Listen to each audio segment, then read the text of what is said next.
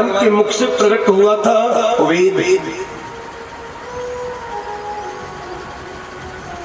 लेकिन वेद हर कोई नहीं पढ़ सकता, बहुत कठिन है, सरल नहीं है।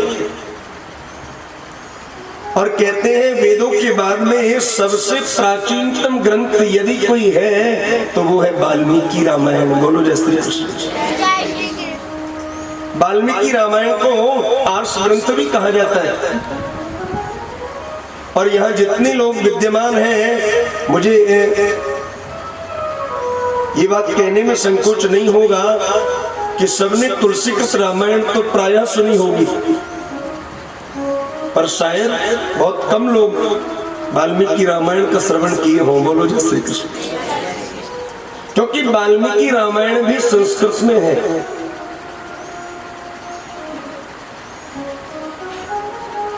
दुनिया को प्रारंभ हुए 5000 करोड़ वर्ष हुए,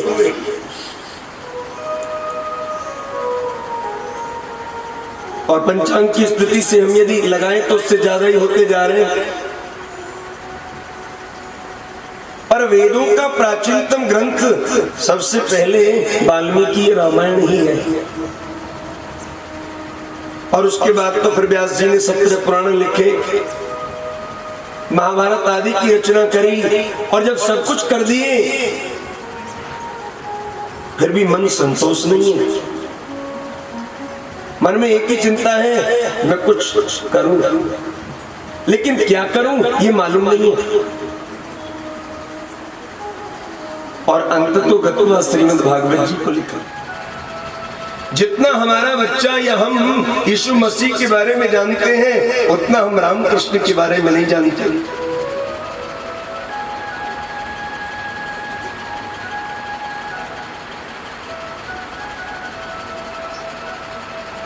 और कहते हैं सबसे मीठी और सबसे सुंदर भाषा है संस्कृत की भाषा।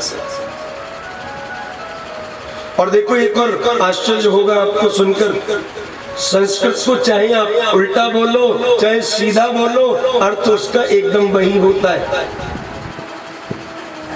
अब जैसे मैं उदाहरण के लिए आपको बोलूं कि अहम विद्यालयम गच्छामि, यानी मैं विद्यालय जा रहा हूं।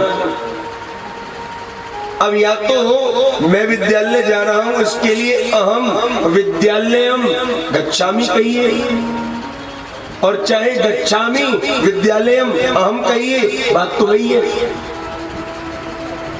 गच्छामि अहम विद्यालयम।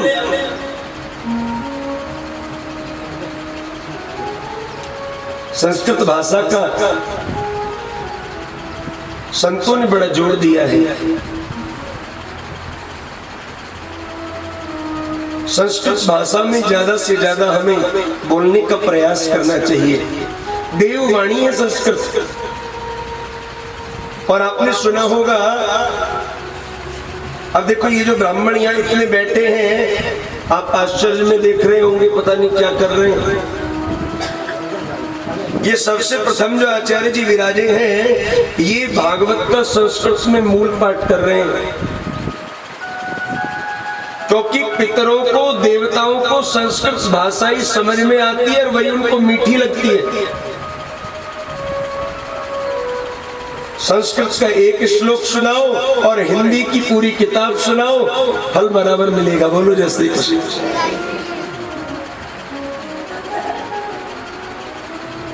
तो मेरा कहने का भाव ये है, प्रयास करें ज्यादा से ज्यादा हम अपनी संस्कृति को जाने।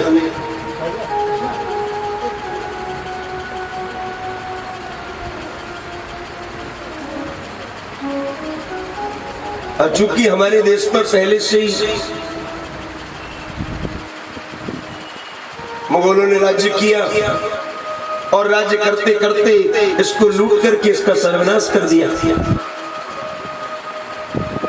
मुगलों ने केवल लूटा ही नहीं हमारे देश को, बल्कि हमारी संस्कृति को नष्ट भ्रष्ट कर दिया।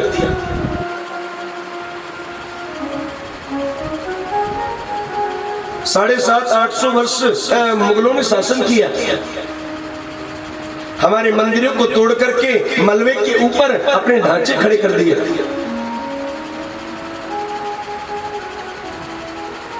हाँ, आप आश्चर्य करेंगे जान करके, दिल्ली में जिसको हम जामा मस्जिद बोलते हैं ना, वो पहले विष्णु मंदिर था।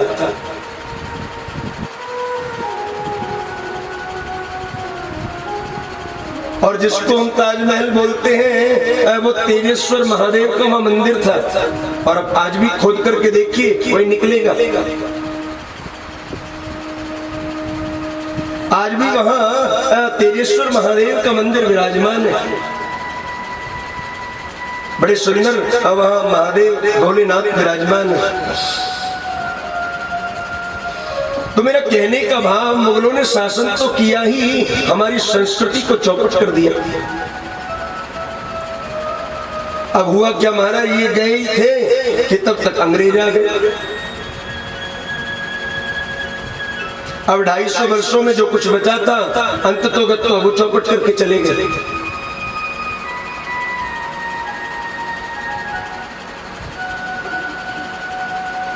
इसलिए हम लोग अपनी संस्कृति से दूर हो गए।